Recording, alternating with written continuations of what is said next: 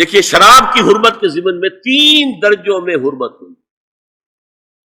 سورہ بقرہ میں فرمایا گیا یسألونک عن الخمر والمیسر قل فیہما اسم کبیر ومنافع للناس واسمہما اکبر من نفعہما. بات ختم. اے نبی یہ آپ سے پوچھ رہے ہیں شراب اور جوئے کے بارے میں، سے کہہ دیجئے ان دونوں میں بہت بڑے گناہ کی بات ہے، اگرچہ لوگوں کے لیے کوئی نفع بھی ہے لیکن ان کا گناہ نفع سے بہت بڑھ کر ہے. اشارہ دے دیا.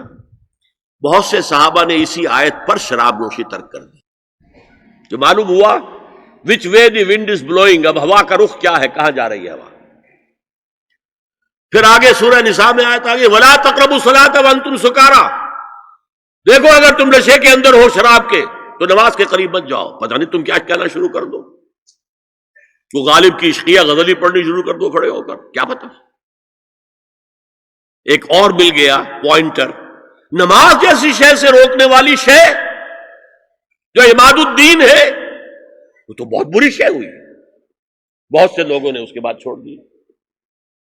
پھر آخری آیت آئی ہے یا ایھا الذین آمنوا انما الخمر والمیسر والانصاب والازلام رجس من عمل الشیطان، یہ شیطانی اعمال ہیں، گندگی کے اعمال ہیں. فاجتنبوہ لعلکم تفلحون، تو ان سے بچو، اجتناب کرو تاکہ تم فلاح پاؤ. انما یرید الشیطان ان یوقع بینکم العداوۃ والبغضاء فی الخمر والمیسر، یہ شیطان یہ چاہتا ہے کہ شراب اور جوئے کے ذریعے سے تمہارے مابین دشمنی پیدا کر دے. شراب میں آدمی لڑ پڑا، جوئے کے اندر بھی ہارتا ہارتا ہارتا آخر کھڑا ہو جاتا، مار پیٹ کے اوپر تیار، ہلاک کرتا. فرمایا کہ انما یرید الشیطان ان یوقع بینکم العداوۃ والبغضاء فی الخمر والمیسر ویصدکم عن ذکر اللہ وعن الصلاۃ فہل انتم منتہون، تو اب باز آتے ہو کہ نہیں. یہ بڑا دھمکی کا انداز ہے.